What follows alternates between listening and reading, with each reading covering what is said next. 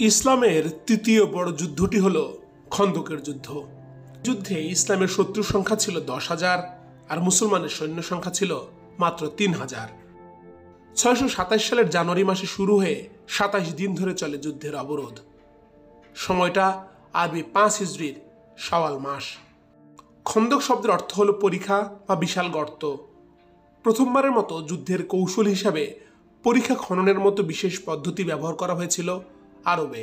এই অঞ্চলে যুদ্ধে পরিখা খননের কোনো প্রচলন এর আগে ছিল না, ফলে যুদ্ধের পদ্ধতির নামে এই যুদ্ধ পরিচিতি পায় খন্দকের যুদ্ধ নামে। বদরের যুদ্ধে পরাজয় ও উহুদ যুদ্ধে জিততে না পারা কোনোভাবেই মেনে নিতে পারছিল না কুরাইশরা। তাই তারা এবার আরবের অন্যান্য গোত্র ও মদিনার ইহুদিদের সাথে নিয়ে বিশাল এক জোট গঠন করে মুসলমানদের বিরুদ্ধে। প্রথমবারের মতো আরবের কয়েকটি গোত্র একসাথে যুদ্ধ করে মুসলমানদের সাথে। এজন্য এই যুদ্ধ আহজাবের যুদ্ধ বা জোটের যুদ্ধ নামেও পরিচিত। কিন্তু কারা কারা মিলে এই জোট গঠন করেছিল? মদিনার 3টি বড় ইহুদি গোত্র ছিল বনু কাইনুকা, বনু নাদির ও বনু কুরাইজা। কয়েক বছর আগে বনু কাইনুকা ও বনু নাদির গোত্রকে মদিনা থেকে বিতাড়িত করা হয়েছিল মদিনা সনদ অমান্য করার অপরাধে। এই দুই গোত্র পরে খাইবার অঞ্চলে গিয়ে বসবাস শুরু করে এবং কুরাইশদের সাথে মুসলমানদের বিরুদ্ধে ষড়যন্ত্রে লিপ্ত হয়। এ সময় ইহুদিদের আরেক গোত্র বনু কুরাইজা তখন মদিনাতেই থেকে যায়। এছাড়া মদিনার উত্তরের বনু গাতাফান ও বনু মুররা নামের আরও 2টি পৌত্তলিক গোত্র কুরাইশদের ষড়যন্ত্রের সাথে যুক্ত হয়। ফলে মক্কার কুরাইশ, বনু গাতাফান ও বনু মুররা, বিতাড়িত ইহুদি গোত্র বনু কাইনুকা ও বনু নাদির, এছাড়া মদিনার ইহুদি গোত্র বনু কুরাইজা মিলে এক বিশাল জোট গঠন করা হয় মুসলমানদের বিপক্ষে। এই বাহিনীর মধ্যে কুরাইশরা ছিল 4,000, গাতাফানরা ছিল 3,000 আর বাকি উপজাতি মিলে মোট সৈন্য সংখ্যা ছিল 10,000, যা সে সময় মদিনার জনসংখ্যার চাইতেও বেশি। অন্যদিকে বনু আউস ও বনু খাজরাজ মদিনার বড় 2টি গোত্র ছিল মুসলমানদের পক্ষে, কারণ মহানবীর হিজরতের পর তারা ইসলাম গ্রহণ করে ততদিনে মুসলমান হয়ে গেছেন। মহানবী তাদের আনসার বা সাহায্যকারী উপাধি দিয়েছিলেন সে সময়। বদর ও উহুদের পর খন্দকের যুদ্ধে তারা অসীম সাহসিকতার পরিচয় দেয় কাফিরদের বিপক্ষে। যুদ্ধে মুজাহির আর আনসার মিলে মোট সৈন্য সংখ্যা ছিল মাত্র 3,000 আর প্রতিপক্ষের সৈন্য ছিল মদিনার জনসংখ্যার চাইতে বেশি 10,000 আর তাদের ঘোড়া ছিল 600। কিন্তু পরিখা খনন করার সিদ্ধান্ত কেন নেওয়া হলো? যুদ্ধের খবর যখন মদিনায় পৌঁছায় তখন মহানবী সাহাবীদের নিয়ে আলোচনায় বসেন। সাহাবীরা ভিন্ন ভিন্ন মত দিতে থাকেন। একেবারে নতুন এক মতামত নিয়ে সামনে আসেন সালমান ফারাসি নামের এক সাহাবী সালমান এসেছিলেন পারস্য থেকে। তিনি ছিলেন একজন কৃতদাস ও আনসার।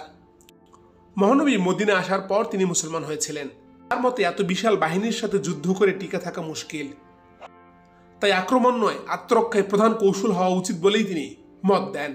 আর আত্মরক্ষার সবচেয়ে ভালো কৌশল তিনি মনে করেন পরিখা খনন করা, কারণ তিনি যখন পারস্য ছিলেন তখন তিনি দেখেছিলেন কিভাবে পরিখা খনন করে অনেক যুদ্ধে জয় করেছিল পারস্যরা। তার এই অভিনব প্রস্তাবে সকলে সম্মতি দেন। মহানবী প্রস্তাবটি সঠিক বলে মনে করেন, মদিনাকে রক্ষা করার জন্য দ্রুত পরিখা খননের নির্দেশ প্রদান করেন মুসলমানদের। মক্কা থেকে মদিনা প্রায় 500 কিলোমিটারের পথ। মদিনার দক্ষিণে বনু কুরাইজা গোত্র আর পূর্ব ও পশ্চিমে পাহাড়, খেজুর গাছ এবং উত্তপ্ত ভূমি দ্বারা পরিবেষ্টিত। একমাত্র উত্তর দিকটিই ফাঁকা ছিল, তাই উত্তর দিকে পরিখা খননের সিদ্ধান্ত হয়।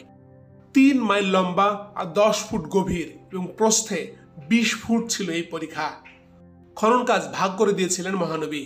10 জন সাহাবী মিলে 40 হাত জায়গা খনন করবে এমনই নির্দেশনা ছিল। নিজেও সাহাবীদের সাথে খনন কাজে লেগে পড়েছিলেন ইসলামের এই শেষ নবী।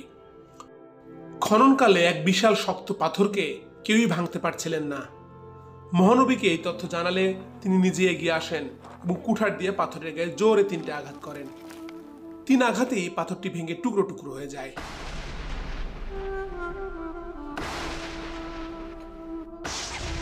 এত বড় পাথর এত সহজেই ভেঙে যাওয়াকে মুসলমানেরা মহানবীর মুজিজা বা অলৌকিক কর্ম হিসেবে দেখেন। কুরাইশরা মদিনায় পৌঁছানোর আগেই পরিখা খননের কাজ শেষ হয়ে যায়। তারা যখন মদিনায় পৌঁছায় তখন এত বিশাল লম্বা গর্ত দেখে বিস্মিত হয়ে যান। ঘোড়া আর সৈন্যবাহিনী নিয়ে তারা আর সামনে এগুতে পারে না। পরীক্ষা যখন কোনোভাবেই তারা পার হতে পারছিলেন না, তখনই নতুন ফন্দি আটে কুরাইশরা। সিদ্ধান্ত হয় তারা মদিনাকে অবরোধ করবে, যাতে মুসলমানেরা কোনোভাবেই ভিতর থেকে বের হয়ে বাইরে আসতে না পারে। খাদ্যের অভাবে মদিনাতেই মৃত্যুবরণ করবে মুসলমানরা, আর তাতেই কুরাইশদের বিজয় অর্জিত হবে। কুরাইশরা তাই তাদের বাহিনী নিয়ে মদিনাকে ঘিরে রাখে। কারো কারো মতে 40 দিন, কারো কারো মতে 27 দিন ছিল এই অবরোধ। অবরোধ চলাকালীন সময় নুয়াম ইবনে মাসুদ নামে গাতাফান গোত্রের একজন মানুষ আসেন মহানবীর কাছে। যুদ্ধের সময় তিনি মুসলমান হয়েছিলেন। মহানবীর কাছে গিয়ে মুসলমানদের পক্ষে কাজ করার আগ্রহ প্রকাশ করেন তিনি। শেষ নবী তাকে বনু কুরাইজা, গাতাফান ও কুরাইশদের মধ্যে ঐক্যের ভাঙ্গন ধরানোর চেষ্টা করতে বলেন। নুয়াম প্রথমে গাতাফান গোত্রকে অর্থের বিনিময়ে কুরাইশদের পক্ষ ত্যাগ করানোর চেষ্টা করেন, কিন্তু তাতে ব্যর্থ হন। তবে ইহুদি বনু কুরাইজা গোত্রকে তিনি ভুল বোঝাতে সক্ষম হন। কুরাইশরা যুদ্ধ না করেই মদিনা থেকে পালিয়ে যাবে, এমন তথ্য তিনি বনু কুরাইজা গোত্রকে দেন। আর তাই যদি সত্যি হয় তাহলে তাদের কি হবে? আর এমন আশঙ্কায় দুশ্চিন্তাগ্রস্ত হয়ে পড়েন ইহুদিরা। কুরাইশরা যাতে যুদ্ধ শেষ না করে পালিয়ে যেতে না পারেন, সেজন্য কুরাইশদের কয়েকজন বড় নেতাকে তিনি জিম্মি করার পরামর্শ দেন। আর এই পরামর্শকে তারা যৌক্তিক বলে মনে করেন এবং তাতে সম্মতি দেন।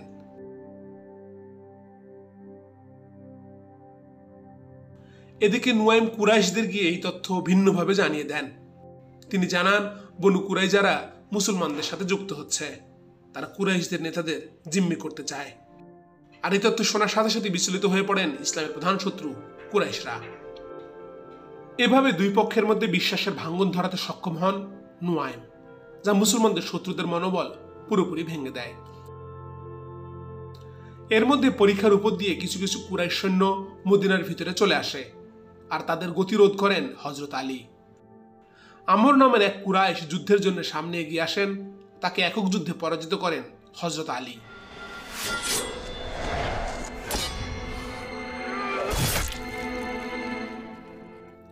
যুদ্ধে আমর নিহত হলে বাকিরা দ্রুত সেখান থেকে পালিয়ে যায়। 27 দিন, কারো কারো মতো 40 দিন অবরোধ করার পর শীত আর বৈরী আবহাওয়ার কারণে কুরাইশ সৈন্যদের অবস্থা বেগতিক হয়ে পড়ে। কোনোভাবেই তখন তারা মদিনায় অবরোধ চালিয়ে যেতে পারে না। অন্যদিকে বনু কুরাইজা গোত্রের মুসলমানদের সাথে যুক্ত হবার মিথ্যে খবরে মনোবল পুরোপুরি ভেঙে পড়ে ইসলামের শত্রুদের। কুরাইশ নেতা আবু সুফিয়ান যখন বুঝতে পারেন এই যুদ্ধ জয় তাদের পক্ষে সম্ভব নয়, তখন তিনি তার বিশাল বাহিনীকে মক্কায় ফিরে যাবার নির্দেশ প্রদান করেন। আত্মরক্ষার মাধ্যমেই এই যুদ্ধে মুসলমানেরা জয়লাভ করে। তারপরও 6 জন মুসলমান শহীদ হন এবং ইসলামের 10 জন শত্রু নিহত হয় খন্দকের যুদ্ধে।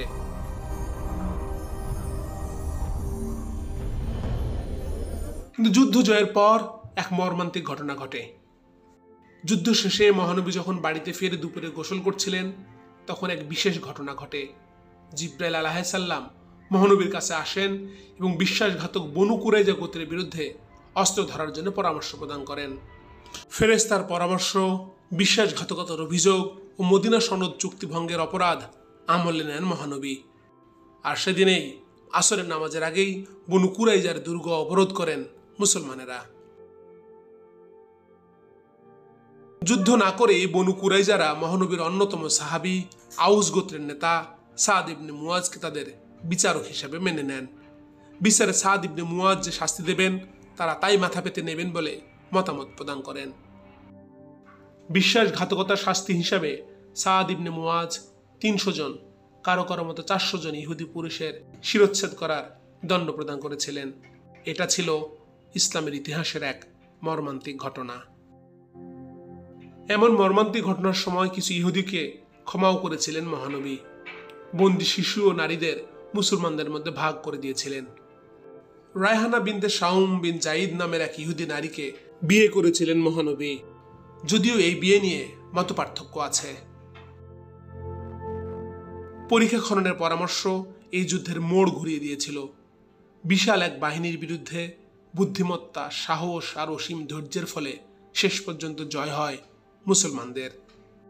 এই জয়ে আরো শক্তিশালী হয়ে ওঠে ইসলাম। এরপর মুসলমানদের যুদ্ধ শুধু কুরাইশদের মধ্যে সীমাবদ্ধ থাকে না, আরবের বাইরে ছড়িয়ে পড়ে। কিছুদিন পর হুদাইবিয়ার সন্ধি নামে শান্তি চুক্তি হয় কুরাইশদের সাথে। এরপর খাইবারের যুদ্ধ হয় ইহুদিদের সাথে। 630 সালে রক্তপাতহীন এক যুদ্ধে মক্কা বিজয় করে মুসলমানেরা। আর এরপরই ইসলামের পতাকা ছড়িয়ে পড়তে থাকে বিশ্বময়। পরবর্তী পর্বে আমরা হুদাইবিয়ার সন্ধির বিস্তারিত জানাতে চাই। আজ এ পর্যন্তই। সবাই ভালো থাকবেন, আমাদের সাথেই থাকবেন।